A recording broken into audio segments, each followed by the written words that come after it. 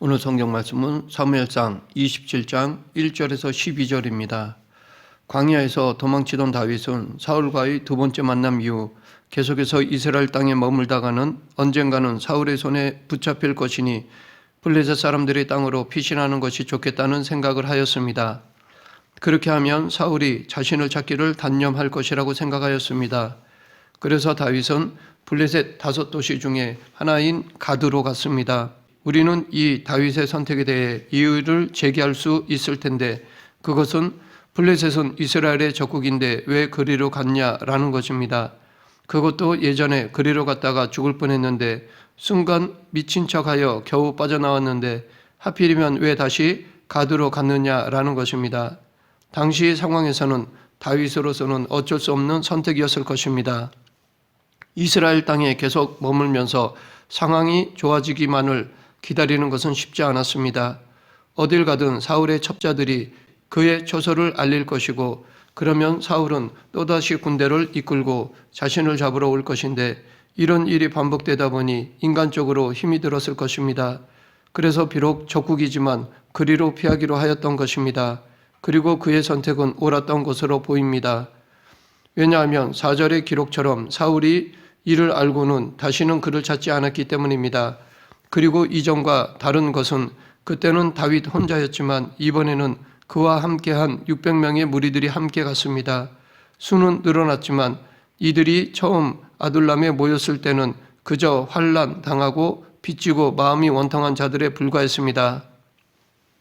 그러나 이들은 다윗과 함께 하면서 새로운 비전을 품게 되었고 사울을 피해 광야란 광야는 다 다니며 생존을 위한 처절한 싸움 가운데 잘 훈련된 군사가 되었습니다. 이제는 이들을 결코 만만하게 볼 수 없었습니다.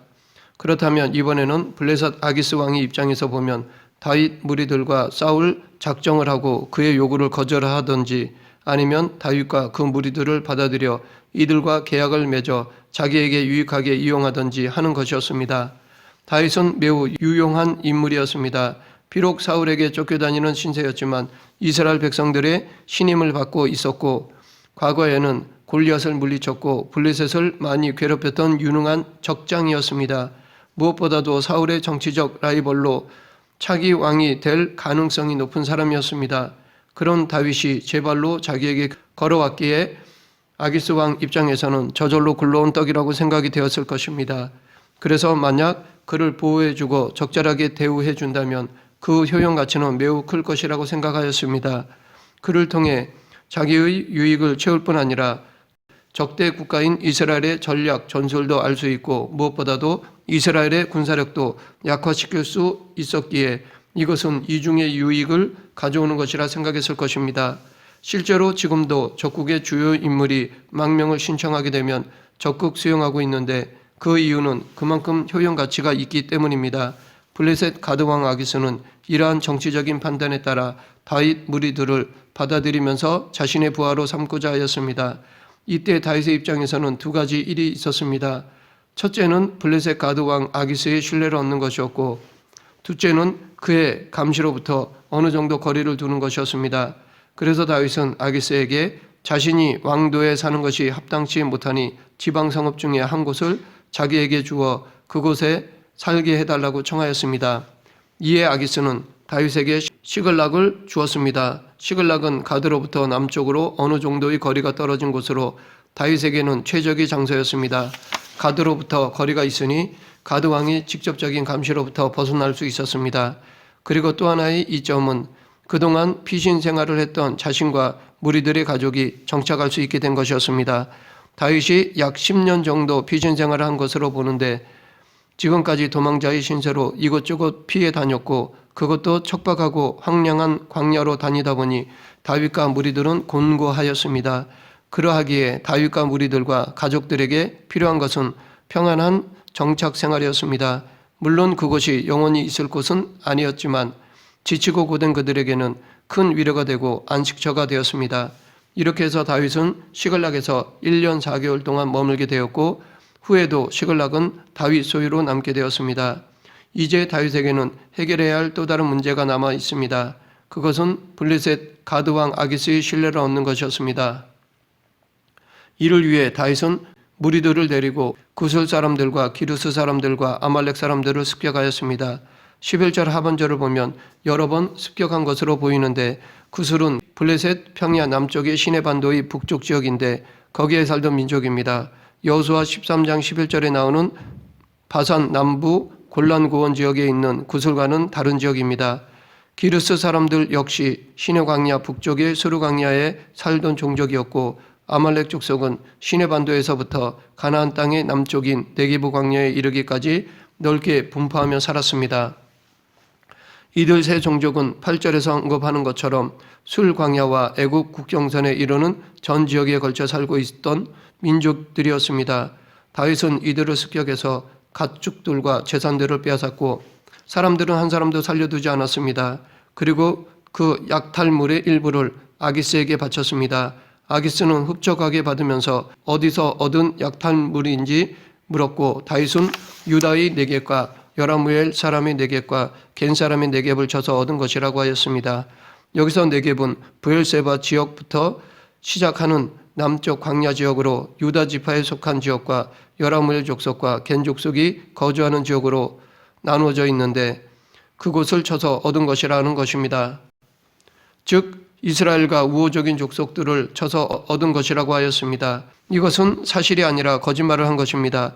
다윗이 이렇게 거짓으로 말한 이유는 아기스의 환심을 얻기 위해서였습니다. 12절에서처럼 아기스는 다윗이 하는 말을 믿고 다윗이 자기 백성 이스라엘을 쳐서 약탈했으니 심히 미움을 받을 것인데 그러면 그는 영원히 나의 부하가 될 것이라고 생각했습니다. 그런 까닭에 다윗은 이 사실을 고발하는 일이 없도록 구슬과 기르스와 아말렉을 칠 때 그들을 모두 죽였던 것이었습니다. 여기까지가 사무엘상 27장의 내용인데 여기서 우리는 다윗의 이중적인 모습을 볼 수 있습니다. 이스라엘의 적국으로 피신한 것은 그렇다 하더라도 구슬과 기르스와 아말렉을 습격해서 전멸한 것은 쉽게 납득하기가 어렵습니다. 물론 나름대로의 명분은 있을 수 있습니다. 이제는 자신을 따르는 무리가 600명씩이나 되었고 그들의 가족까지 하면 대략 1000명 이상인데 그들을 먹여 살리기 위해서라고 할 수 있습니다. 또한 아말렉의 경우는 출애굽 후 이스라엘 민족이 시내 광야에 있을 때 가장 먼저 공격했던 민족이었고 광야 행진 때에 뒤처진 노약자들을 습격해서 쳤던 악함을 보였습니다. 이후에도 여러 번 이스라엘을 괴롭힘으로 인해 적대적인 관계였습니다. 하나님께서 사울에게 아말렉 족속을 진멸하라고 명하셨던 이유가 여기에 있습니다. 이것을 명분으로 삼을 수 있을지는 몰라도 구슬과 기르스 족속까지 습격해서 그들을 진멸시키고 약탈한 것은 분명 문제가 있어 보입니다. 왜냐하면 하나님께서 그들을 진멸하라고 명하신 것도 아니고 그들 남녀를 모두 죽인 것은 자신의 거짓말이 들통나는 것을 막기 위해서였기 때문입니다. 물론 어떻게 보면 다윗은 자신에게 주어진 환경 속에서 살아남기 위해 최선을 다했는지도 모릅니다. 이들 모두 하나님을 모르는 이방 민족이요 적국의 땅에서 자신은 물론 자신을 따르는 무리들의 생존을 위해 그가 할 수 있는 모든 것을 다 했다고 볼 수 있습니다. 그런 면에서 본다면 그는 철저하게 현실적이고 심지어 세속적이고 비도덕적이라 할 수도 있습니다. 하지만 한편으로 그의 처지를 본다면 납득할 수도 있습니다. 물론 그에 대한 냉정한 평가를 내릴 수도 있을 것입니다. 훗날 다윗이 성전을 짓고자 할 때 하나님께서는 다윗의 손에는 피가 많이 묻었기에 허락하지 않으셨는데 어쩌면 이러한 일들 때문이라고 생각할 수도 있습니다. 또 한편으로 보면 다윗이 시글락에 있을 때 아말렉을 비롯한 남방 민족들을 치고 이를 블레셋 왕에게는 유다의 네겝을 쳤다고 함으로써 실질적으로는 이스라엘 남쪽을 보호했다고 평가할 수도 있습니다. 실제로 남방 민족들은 이스라엘 땅을 자주 침입했는데 이를 막았고 자칫하면 블레셋을 이롭게 할 수 있는 상황에서 적을 속이고 동족을 보호했다고 긍정적으로 평가할 수도 있습니다. 이처럼 다윗이 처한 상황과 여러 가지 요소들을 볼 때 시글락에서 다윗이 보여준 모습에 대한 평가는 그리 쉽지가 않습니다. 사무엘서 저자 역시 이에 대한 평가를 내리고 있지 않습니다. 물론 사무엘서의 저자 역시 다윗의 행동을 옳다고 보지는 않았을 것입니다. 아마도 다윗의 이런 모습이 하나님의 백성에게서 많이 볼 수 있는 모습이었기 때문에 그런지도 모르겠습니다. 실제로 다윗 같은 하나님을 신뢰하는 영적인 사람이라 할지라도 하나님을 모르는 이방 민족의 땅, 양육강식의 세속의 땅에서는 그 믿음대로 삶을 살기가 힘듭니다. 시글락에서의 다윗의 삶이 지금 우리들이 세상 속에서 살아가는 모습과 크게 다르지 않다고 생각합니다. 그러하기에 지금 우리가 살아가는 곳이 바로 시글락이라 할 수 있습니다.